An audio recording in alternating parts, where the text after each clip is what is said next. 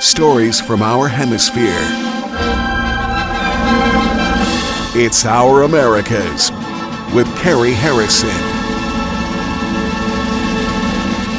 For all of us in the world, it seemed impossible for a coup d'etat in the United States. At the same time, it seemed impossible that the same Donald Trump from NBC television could actually become president of the United States and be handed thousands of live nuclear weapons. Yes, live nuclear weapons, but so naughty, he's not allowed near Twitter or Facebook.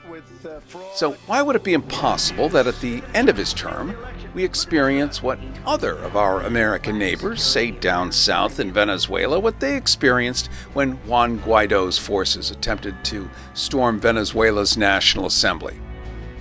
Seems familiar, doesn't it? About a year later, by the way. Same sort of coup from the same Donald Trump, whose followers even brought a noose to hang Vice President Mike Pence to death for not overturning a legitimate election. This is the United States. The same, no doubt, for Democrat leader Nancy Pelosi.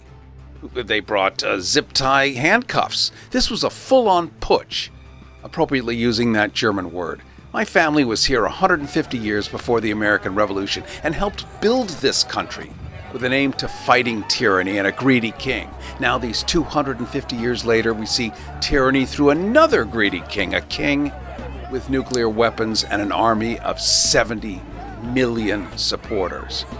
You know, democracy is icky, which is why it relies on people capable of supporting it. That means if more people want something different, you just have to accept it.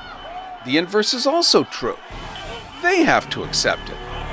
But it relies on the maintenance of good education for the public so that they understand their rights and where others' rights begin and where theirs end. Mine begin where yours end. This is a simple case of democracy. But this is a case of Confederate flags, Ku Klux Klan, and neo-Nazis wanting to create an America that looked like Germany in 1935.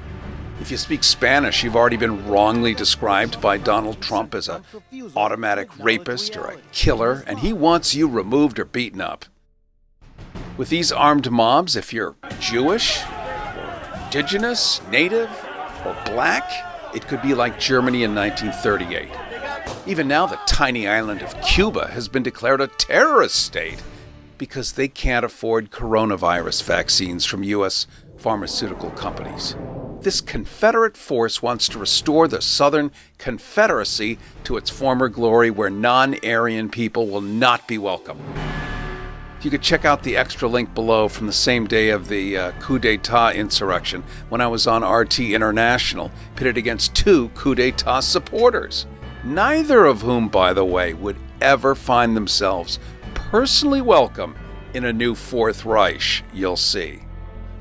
From the front lines in our ever-evolving Americas, I'm Cary Harrison.